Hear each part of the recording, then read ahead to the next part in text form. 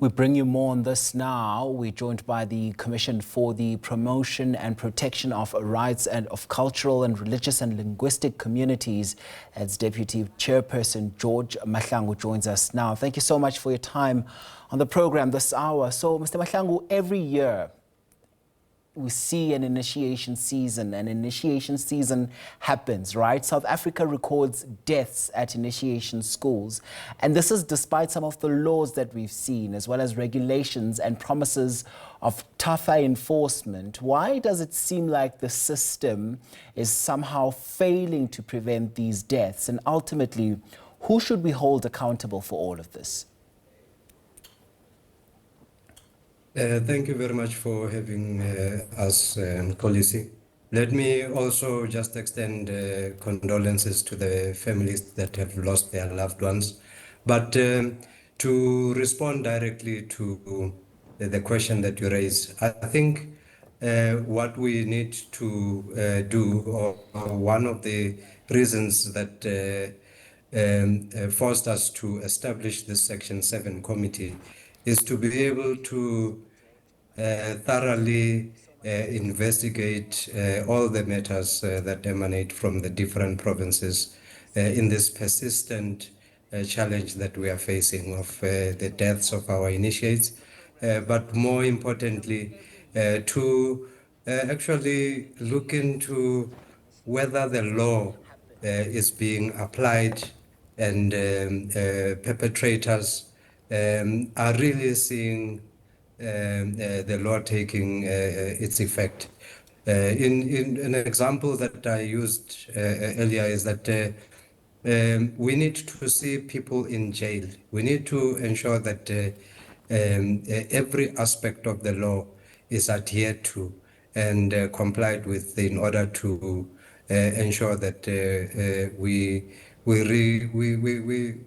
reduce to zero the number of fatalities that we've seen in the day. We're specifically looking at all the provinces that are hotspots as part of our phase 1. But we will be looking at the data, the raw data that is before us, and analyzing it and ensure that together with our stakeholders, we are able to say or determine with precision the causes that affect this important cultural practice.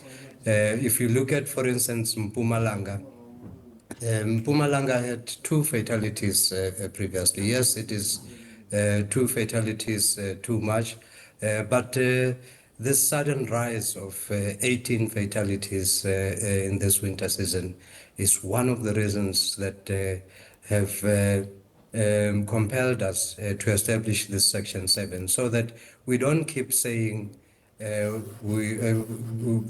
each season we don't send condolences to the families, but we do something. Part of our mandate is to ensure that the promotion and protection of this culture is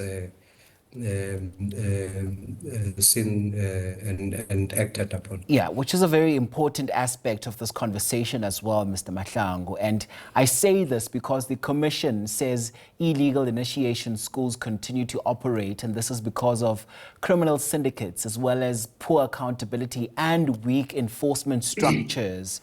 Just what specific action do you want to see from the legislative part as well as from the law enforcement authorities in order to dismantle these illegal schools once and for all? There are already various measures that have been taken to try and curb the scourge of illegal initiation schools.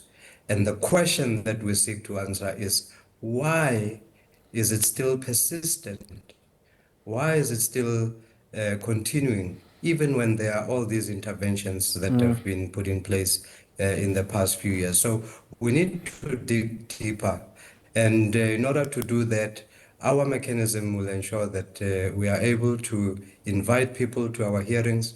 We are able to summon in instances where we need to summon people to come to these investigations and provide the documentation and the relevant information that will assist us to come up with recommendations that will be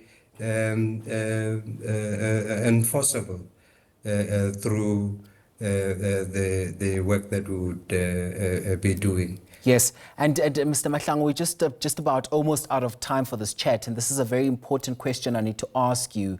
The CRL Commission has also stressed that this investigation is not an attack on cultural practice, right? Cultural practices of initiation. How do you strike the balance then between protecting a respected cultural tradition and ensuring that cultural rights are never used to shield criminality or negligence? Just a quick one on that. Well, we have always been part and parcel of this practice in our work.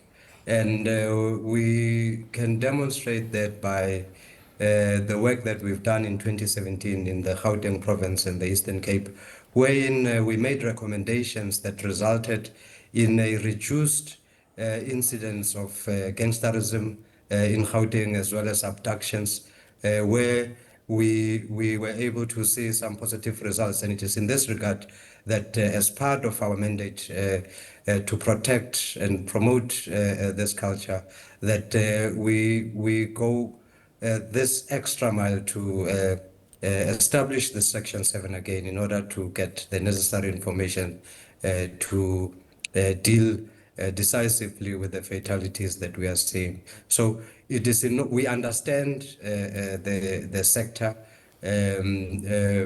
Some of our commissioners have undergone this customary initiation, so we fully understand it, and we also work with the people within the sector. All right, George Mahlangu is the Deputy Chairperson for the Commission for the Promotion and Protection of the Rights of Cultural, Religious and Linguistic Communities. Thanks so much indeed for your time and insights on the program.